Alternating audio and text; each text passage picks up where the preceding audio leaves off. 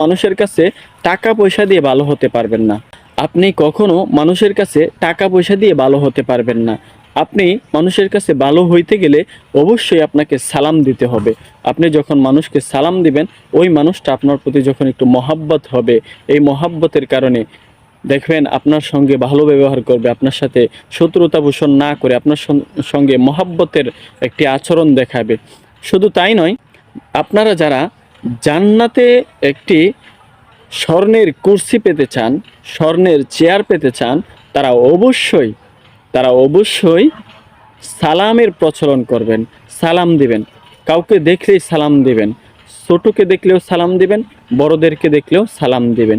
এই সালামের মাধ্যমে আল্লাহ রাব্বুল আলামিন আমাদের জীবনকে সুন্দর করার তৌফিক দান করুক। আমিন। ওয়া আখির দাওয়ানা আনিল হামদুলিল্লাহি রাব্বিল আলামিন। আসসালামু আলাইকুম ওয়া রাহমাতুল্লাহি ওয়া বারাকাতুহু।